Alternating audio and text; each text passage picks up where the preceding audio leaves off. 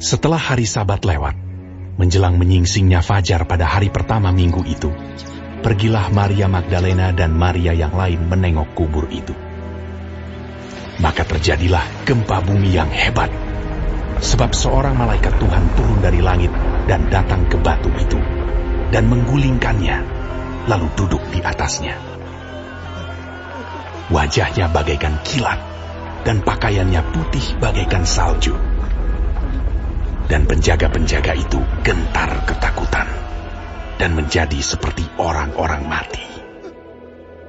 Akan tetapi malaikat itu berkata kepada perempuan-perempuan itu, "Janganlah kamu takut, sebab aku tahu kamu mencari Yesus yang disalibkan itu. Ia tidak ada di sini, sebab ia telah bangkit, sama seperti yang telah dikatakannya. Mari, lihatlah tempat ia berbaring. Dan segeralah pergi dan katakanlah kepada murid-muridnya bahwa ia telah bangkit dari antara orang mati. Ia mendahului kamu ke Galilea. Di sana kamu akan melihat dia. Sesungguhnya aku telah mengatakannya kepadamu." Mereka segera pergi dari kubur itu dengan takut dan dengan sukacita yang besar, dan berlari cepat-cepat untuk memberitahukannya kepada murid-murid Yesus. Tiba-tiba Yesus berjumpa dengan mereka dan berkata, "Salam bagimu." Mereka mendekatinya dan memeluk kakinya serta menyembahnya. Maka kata Yesus kepada mereka, "Jangan takut. Pergi dan katakanlah kepada saudara-saudaraku, supaya mereka pergi ke Galilea, dan di sanalah mereka akan melihat aku." Ketika mereka di tengah jalan, datanglah beberapa orang dari penjaga itu ke kota dan memberitahukan segala yang terjadi itu kepada imam-imam kepala.